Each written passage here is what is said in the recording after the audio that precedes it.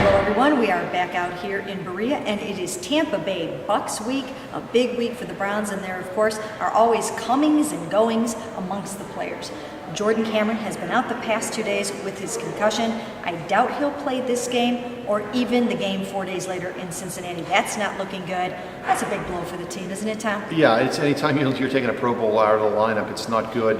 The only plus, if it's not a plus, but the fact is the Browns have had a little bit of experience this year with Jordan being out of the lineup with his shoulder, and Gary Barnidge and Jim Dre stepped up and had a huge game against New Orleans. And those two have, especially Dre lately, have made some big plays for them. They have, and all you have to do is look back to the last game when he set up the game-winning touchdown with a 16-yard catch. So those guys have been doing a great job. A couple of guys that are back in the lineup this week that the Browns are excited to have back, Billy Wynn, and they need all the help they can get on this defensive line. Billy Wynn should be back, and then K'Wan Williams, who's done such a great job at the nickel, is back. Yeah, and K'Wan gives them basically gives them four guys for three positions. When you think about how good Justin Gilbert's starting to play a little bit, but they want that competition. They want to be able to roll guys in there with Buster Screen.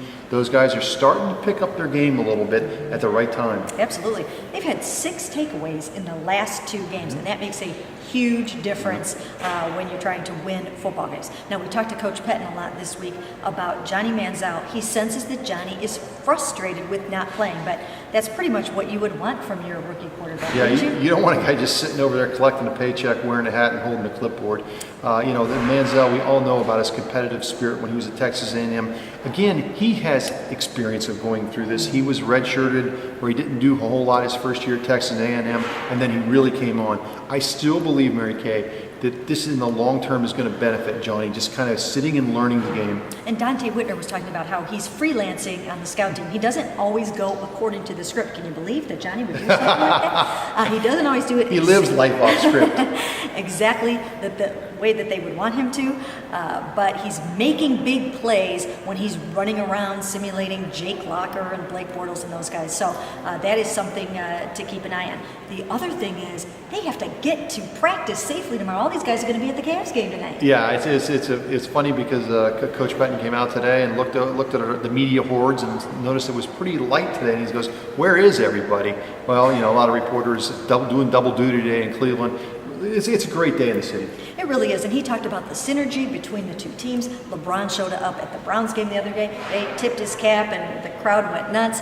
Johnny will be at the Cavs game tonight. Joe Hayden is a huge fan. Dante Whitner's going.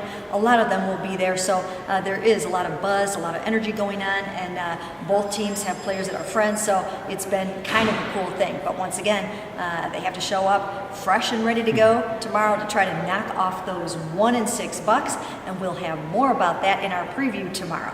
For now, that's it from Browns practice in Berea. And Dave Anderson, get well. We'll have you back. And thanks to Dan Lobby for pinch hitting today on the video.